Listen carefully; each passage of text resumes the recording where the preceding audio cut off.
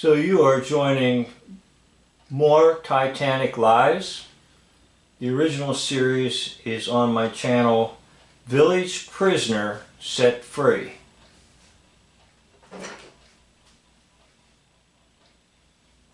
Around the world. But soon there were greater concerns as Europe was plunged into World War I. Okay, what I want you to see is a connection between the Titanic hoax and World War I. Notice how they did it in this video. They have a skull symbolizing death, and then they jump right into war itself, so that the public is used to reading about large numbers of people dying tragic deaths. Now, once again, the ship is fictional. Therefore, the deaths are fictional. And it is preparation for the next large fictional event, World War I. Titanic's down in 1912. World War I begins almost 2 years later, 1914. So you see how quickly they made the connection here with Titanic and World War I. So this brings up the question, why did they do the hoax? And one dimension of why they did the hoax was to prepare the way for people to read newspapers and watch news clips about large numbers of people dying in a fictional war called World War I.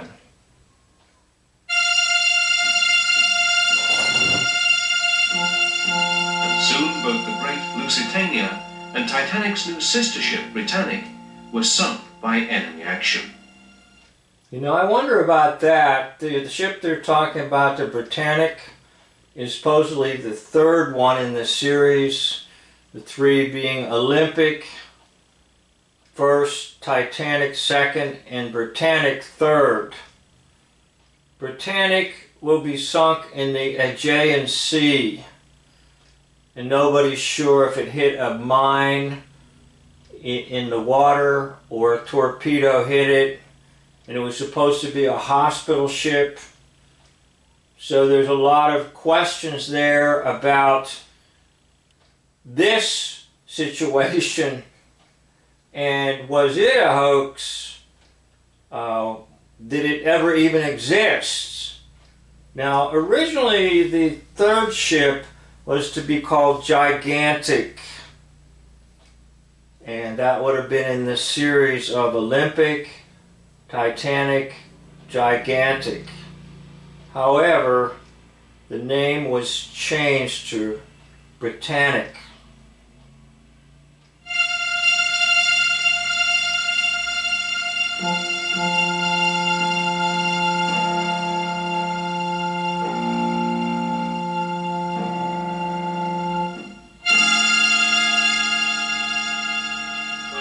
Back to that ship, once again I read Jacques Cousteau explores it, and what's his name, Ballard explores it, meaning the Britannic. So you've got some hoaxers right there. Cousteau is a hoax, Ballard's a hoax. So maybe the whole idea of the Gigantic or the Britannic was a hoax too.